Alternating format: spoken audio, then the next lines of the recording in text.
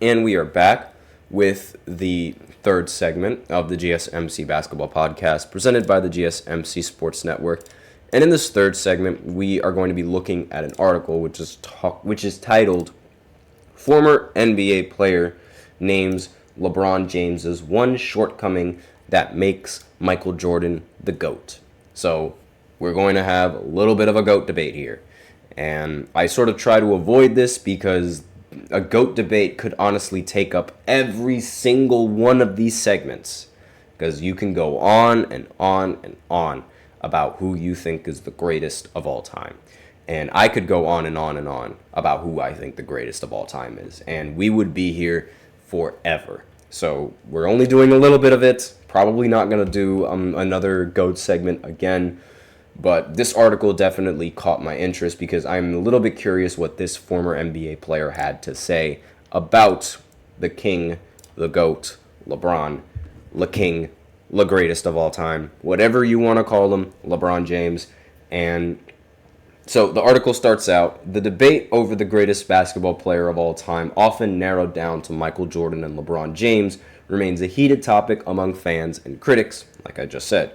Recently, a former NBA player offered his perspective on this debate by pointing out a specific shortcoming in LeBron James's game that solidified Michael Jordan's status as the GOAT. So, the former NBA player is none other than Muggsy Bogues. Muggsy Bogues, one of the shortest guys to ever play in the NBA. This is his opinion. Interesting.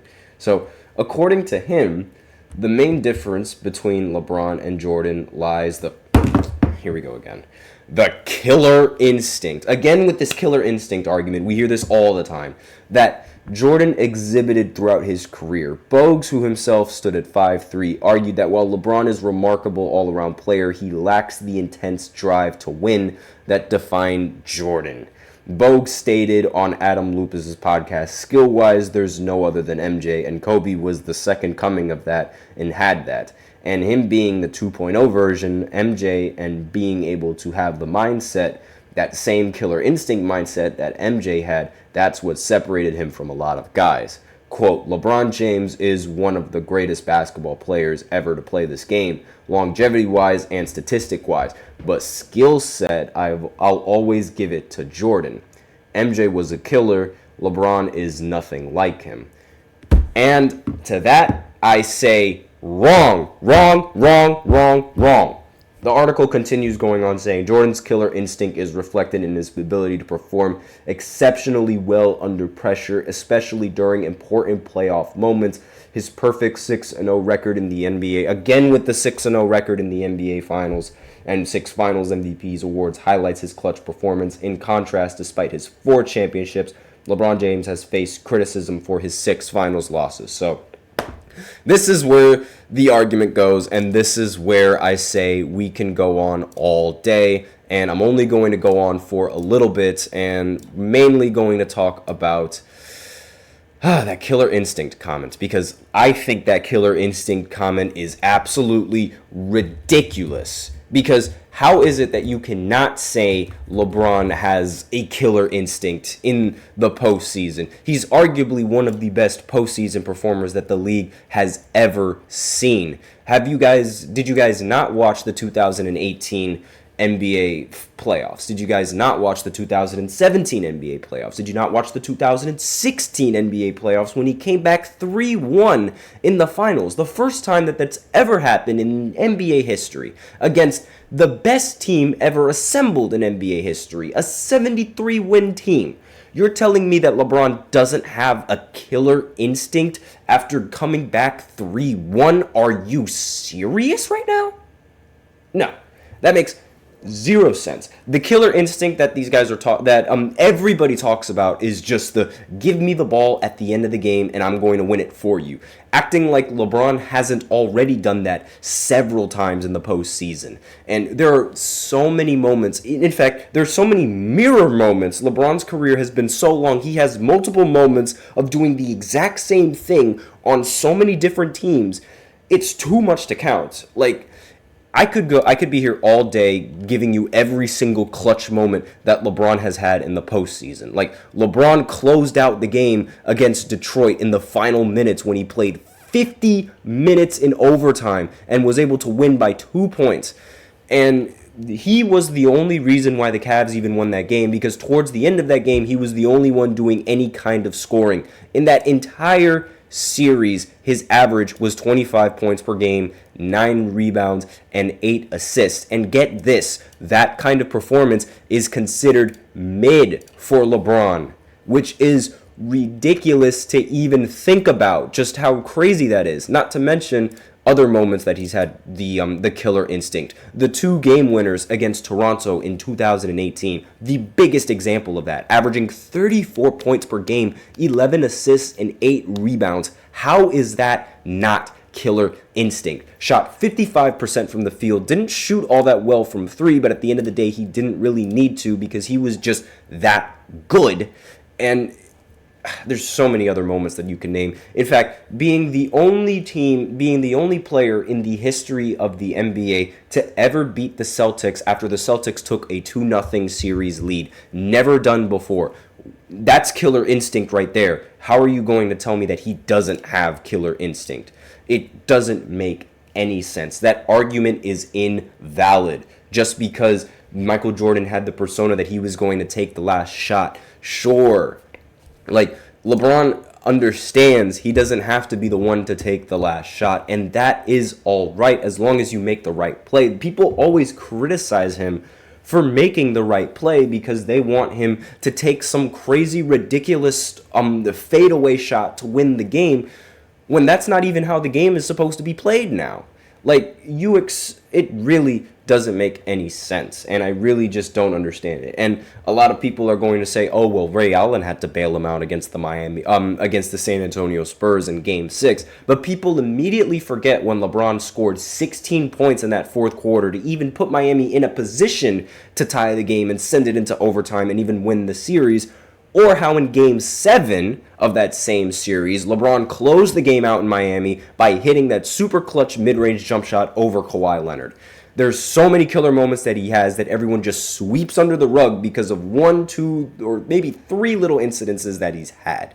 And when people immediately point at LeBron James not having the killer instinct, they immediately look at his finals performance in 2011. The only finals performance in LeBron's career where it was his fault. And we act like Michael Jordan hasn't had seasons or postseasons like that where he underperforms or he struggles. Because I'm sorry to say it, when Michael Jordan returned to baseball, like when he returned back from baseball, that loss, that finals, not even that finals loss, that playoff loss when he lost to the Orlando Magic doesn't even get talked about. It gets shoved under the rug because he came back from baseball, despite the fact that he was still at 100% in the NBA. It really doesn't make any sense, this killer instinct argument that all of these old NBA players and all of these old NBA fans keep making, because just because LeBron is okay with not taking the last shot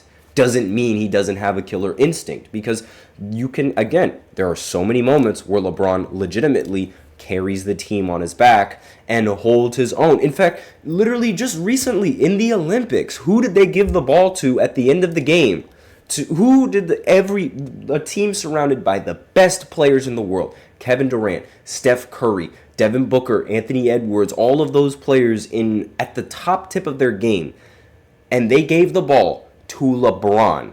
And LeBron delivered against South Sudan. He delivered against Serbia. He delivered against France. He delivered against every single team that he went up against in that Olympics. And you're telling me he doesn't have a killer instinct? Really?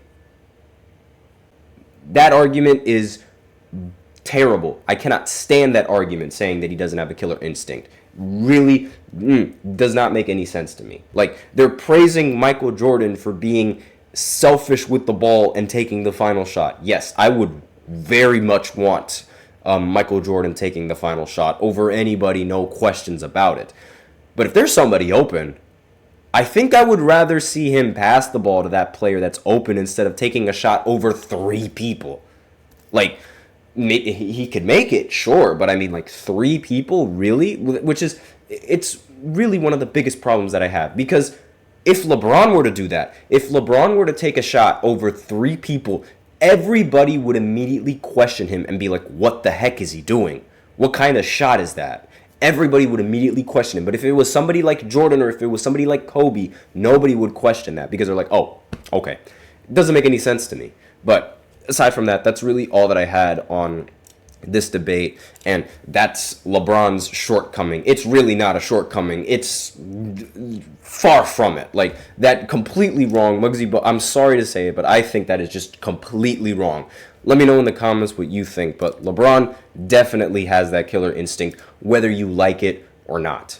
So aside from that, that's it for the GOAT debate. We're not going to be touching on that subject for a short while, unless you guys want me to touch on that subject. Let me know in the comments what you guys would want. If you guys really want me to have a full-fledged GOAT debate, we might as well do that now while the NBA season has not started. But we're going to go ahead and go into the 4th segment, where I talk about the players on each and every team that has the most to prove. Now, we're going to go through a majority of them. I don't think I'm going to be able to get through all 30 teams, because, again, like, 30 teams is a lot to ask in talking about for only 24 minutes.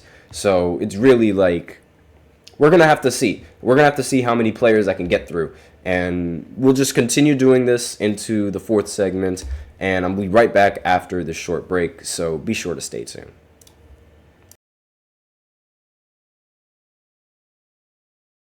For the best and latest podcasts available anywhere, go to the podcast app on your cell phone and type in GSMC to access free content-rich podcasts on health and wellness, book reviews, sports, entertainment, relationships, social media, movies, technology, finance, and even weird news. Subscribe and download the GSMC Podcast Network's family of shows, available everywhere podcasts are found.